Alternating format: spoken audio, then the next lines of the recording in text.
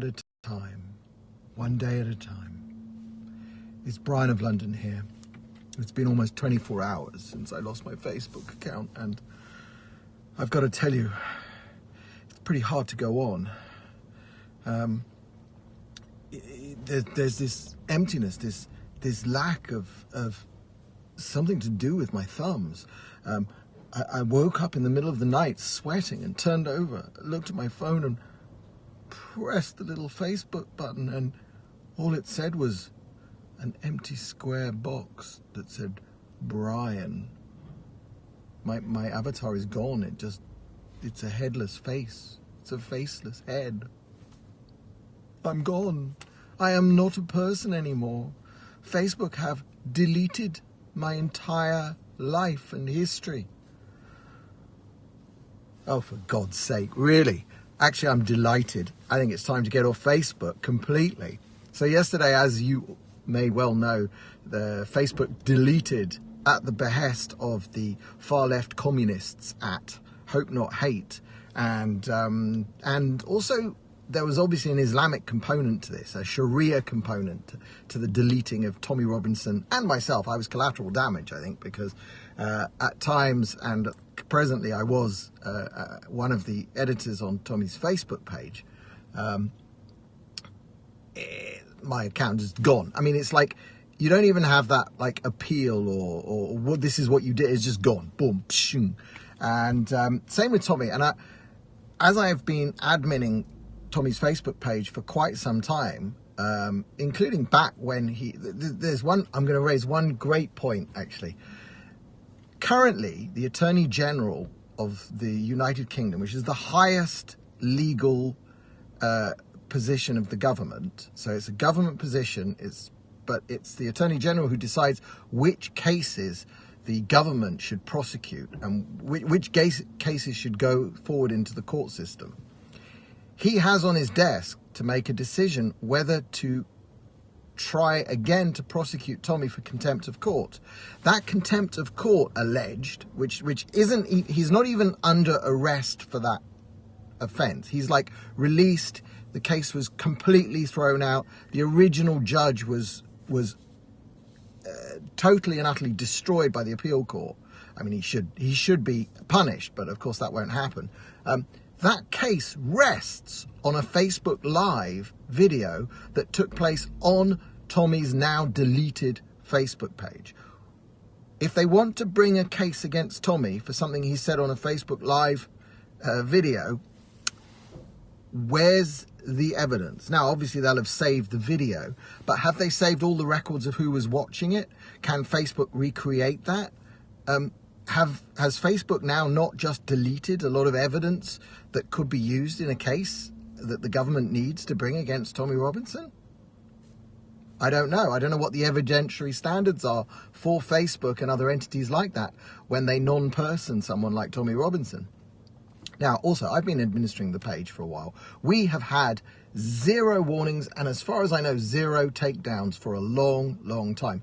Now, maybe Tommy's been getting something in the post. I'm not privy to that, i.e. the physical mail. And I'm not the head administrator on the page, so I don't get all of the email traffic. But we have not had to take down a post for a very, very, very long time. So if we haven't closed out a live stream, as far as I know, there've been no. I was not aware, and I've known this before because I've been on pages. I think Tommy's page might have had. No, it was another page. I was on another page that got a strike. Like I had to delete some content, and what happened was all of the administrators were logged out of Facebook. And then when we logged back in, we had to acknowledge that we were aware. That's all the administrators on a page. We were aware that there had been a strike and must take steps to rectify it. Let's improve the lighting here a little bit, shall we? That's better. So as I have not had that happen to me for many, many, many months since I've been administrator again on Tommy's page. So as far as I can tell, Tommy's page had no strike. So whatever he did wrong, which nobody can provide any screenshots to, nobody can provide a specific link. Now, there were 2 posts on Instagram that the press caught up on recently where he took pictures of people's signs. that made it into the press. A Muslim-only gym and a rape crisis center only for I think Muslims or Asian women. Those, I guess, are the most questionable content that he's posted, but obviously he's never done the calls to violence. He always calls against violence, all of that sort of stuff. It doesn't matter. We know that these are all pretexts. They don't want Tommy being able to tell you what he thinks, because he thinks things they don't want you to hear. They don't want you to hear about the Islamization of Britain. They don't want you to hear about the dimitude that the elites are all suffering from. Dimitude is the condition of submitting to Islam. That's the condition. Now, what the elites of Britain, the people who are running you in the press and stuff, they are actually proleptic dhimmis. This is a fancy word. Proleptic means in advance of. They have submitted to Islam before the country appears to have been conquered completely. But I actually think it has been conquered. The silencing of Tommy Robinson, I mean, there's all the stuff going on in America as well with Alex Jones and all these other people. Now, last night, Don Trump Jr., he was on Tucker Carlson, and Don Trump Jr. intervened yesterday to get Raheem Kassam reinstated, because Raheem Kassam's Facebook account went down as well at the same time as mine and Tommy's and everybody else's. But Raheem obviously has, and Laura Loomer and all of these people, Raheem obviously has a high enough he's got a high enough status in America that Trump put him back on the map. Yeah, Jacob Wohl was taken, another Jew. Lots of Jews actually being deplatformed. I'm a Jew, Jacob's a Jew, Laura Loomer's a Jew. They don't like the wrong sort of Jews. They only like the far left, ultra liberal, want to kill their babies types Jews. They don't like us. They don't like proud Zionist, proud Israeli dwelling Jews who get it, who understand what we're fighting. No, they don't like us. Anyway, Trump Jr. was on Tucker Carlson last night talking sense about this dichotomy, you see, because the ultra libertarians amongst you will say, well, these are private companies, they can act this way. The trouble is, they are very, very powerful. They are absolutely huge in their market. So what are we doing about it? One, Tommy's got accounts all over the place. I'm running a Steam account for him, which is on a blockchain. You cannot delete stuff. Once you post it, you have to be careful, because once you post stuff onto Steam, it's hard to take it down later. But that means it's hard for the authorities to take it down. So Tommy Robinson, steemit.com/@Tommy Robinson. That account, I'm in touch with Tommy all the time. He's putting together a website which will be tr.news. All of its content will flow through to Steam. Gab, I know who's running Gab. At the moment, it's I am Tommy Robinson. But there is a Tommy Robinson account on Gab, which is blue ticked, but it's been dead for a year. I suspect I know who controls that and who had the passwords to that. Anyway, hopefully today we'll look into seeing if we can get that back. If you are connected with the guys at Gab, if you have a direct connection with them, please send them my way. Send me a direct message on Twitter. I read all my direct messages. I accept them. If you send me a direct message and I do not know you on Twitter, do not just say hi, okay? That doesn't work. Send me an actual message of who you are and why you want to talk to me, and then I might accept it. But the messages are open, you can send. Twitter, I don't know how long I'll last on Twitter. So the reality is you must go to brianoflondon.me, bookmark that, maybe subscribe with the little email subscription thing.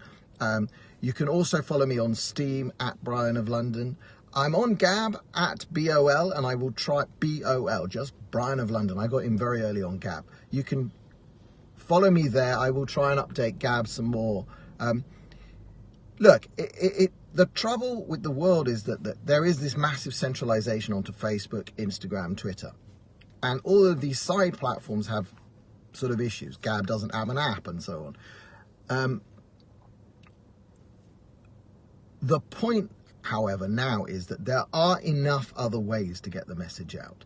Panodrama is all over YouTube, not uploaded by Tommy. I mean, one by Tommy, dozens by other people. It's on DTube, because I put it on DTube last night. It took me bloody hours, but it's up there. DTube is part of the interplanetary file system. It's really hard to take stuff down from DTube. From DTube, it went onto Steam. So the text, it's like, we have now all the tools to get past all forms of Western state censorship, which is what's happening. But finding the audience for the first time, that's really hard. Tommy's done that.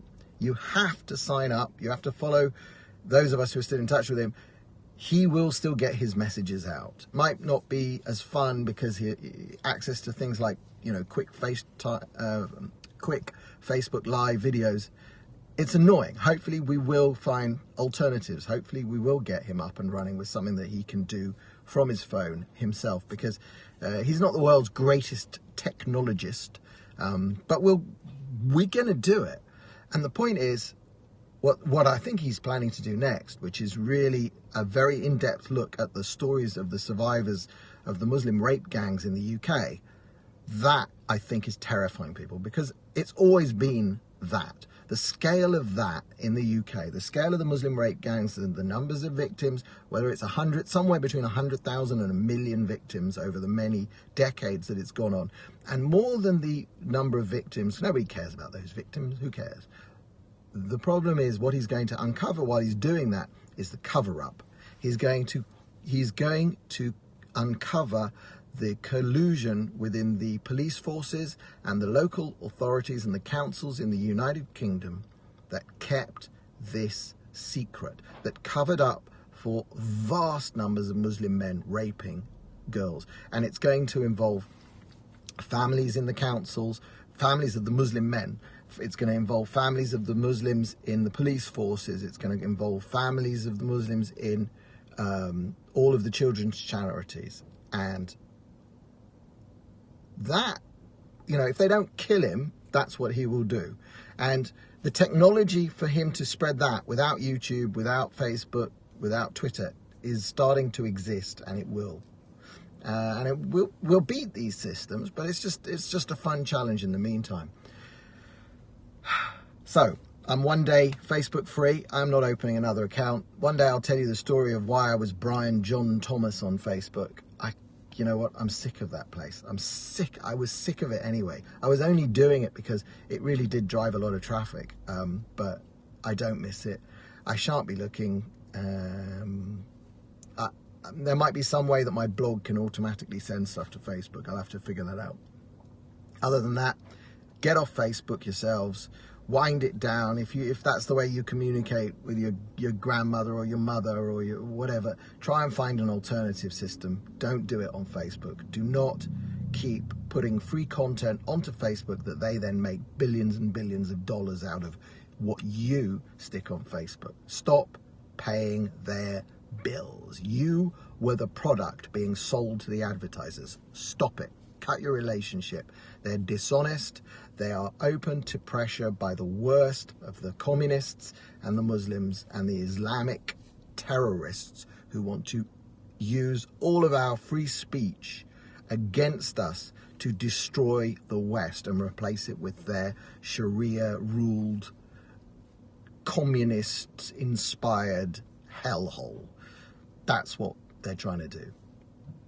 Thanks for listening. I'm Brian of London, brianoflondon.me, BOL on Gab, Brian of London on Steam. Follow me in all those places. Speak to you soon. And today is Wednesday, the 27th of February, one day post Facebook deletion.